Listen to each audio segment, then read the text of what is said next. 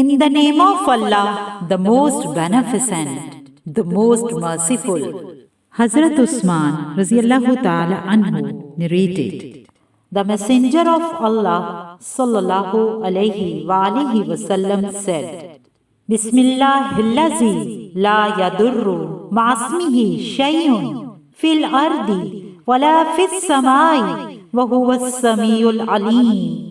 In the name of Allah, with who? With His name. Nothing in the earth or the heaven can cause harm, and He is the all-hearing, the all-knowing, and is then harmed by anything. So, who recite this dua 3 times?